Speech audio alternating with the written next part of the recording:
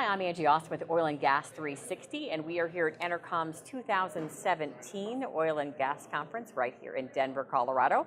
And we are joined by Doug Bartole. He is President and CEO at InPlay Oil Corporation. Welcome, Doug. Well, thank you. It's a pleasure to be here. You enjoying the conference? Yeah, the conference has been very good, yeah. Excellent, and Our similar first time weather here, to Calgary, isn't it? It is very similar Very weather. similar, yeah.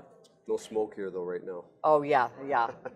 Let's start with focus. Much of your Cardium focus is in the untapped, unconventional portion. So what about the more mature, more conventional areas?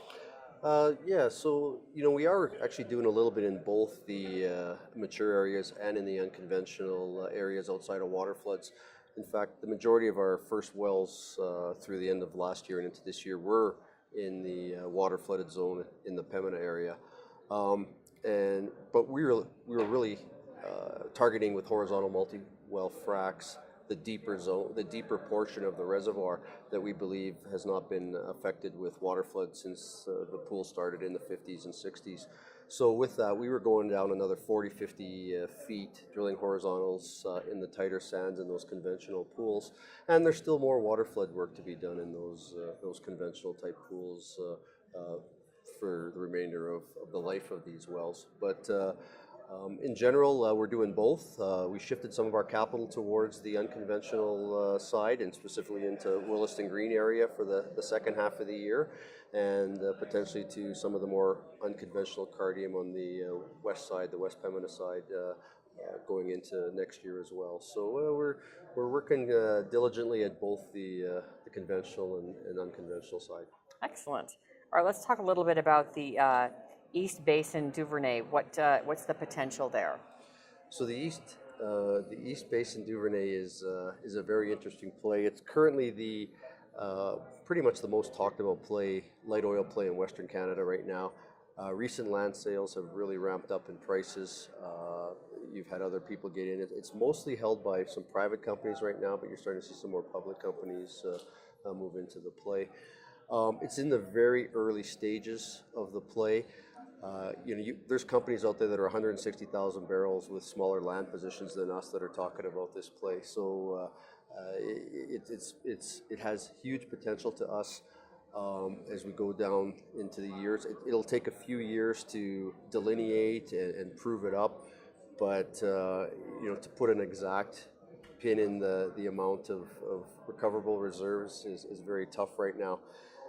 I guess the thing with the Duvernay play is it's virgin reservoir, it's untapped oil.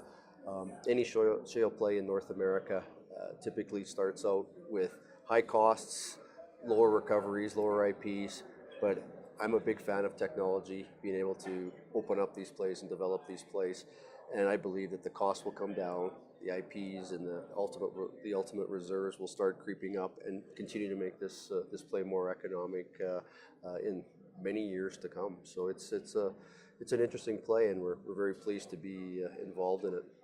Let's talk about that area a little bit more. Once the East Basin Duvernay development is underway, what do you expect as far as competition from other producers? Because it sounds like you have a pretty good piece of property there.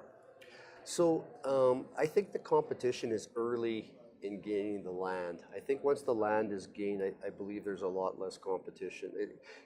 We'll actually do better by working together in the play and developing the play and facilities and infrastructure in unison. But I don't see a lot of competition after the land is all finally taken up and people have done what they need to do to hold the land and things like that. So I think corroboration is going to be a better plan in the play once we get everybody gets their land positions finalized. Well, that makes sense. Well, currently your Cardium assets are the highest contributor to production. Where do you think the East Basin Duvernay assets will rank once they're developed? Yeah. So that's an interesting question, and in our area, currently there's about 5 wells producing. We believe there's going to be another 6 to 7 drilled before the end of this year from what we know. So it's again very early delineation, land hold stage. The full development of this play, which I do believe will be economic someday, strong, decent economics, is going to take years. On our section, on our land, if we drilled 4 to 5 wells per section, we're looking at 65 to 80 locations, and I'm not sure that's enough locations. They're actually, it might require more. It might require 6. It might require 10 wells per section. So, at that point in time when it's been delineated and people are getting the costs down and the production in the EUR is up, it could be substantial, and it could overtake potential any Cardium production that we have. But it's going to take quite a few years to delineate and then start real development drilling in the play. It's going to take some time. That sounds like an exciting opportunity there. It is. I mean, we're happy to be there. We're a 4,000 barrel a day company, and we're involved in 2 of the most exciting plays in Western Canada right now, being the bioturbated Cardium. Hugely talked about play that is economic now. I believe it's as economic as anything in North America on the light oil side. And then, of course, the high return, high upside potential of the East Duvernay play, which is in the very early exploration delineation stage. So, we got lots of exciting things on the horizon. We're looking forward to talking with you next year to see how things progress over 2017 into 2018. Yeah, I mean, I'm looking forward to it as well. So it's going to be an interesting year for sure. Well, thank you very much, Doug Bartole, President and CEO at InPlay Oil Corporation. I'm Angie Austin for Oil and Gas 360. Thanks so much for watching.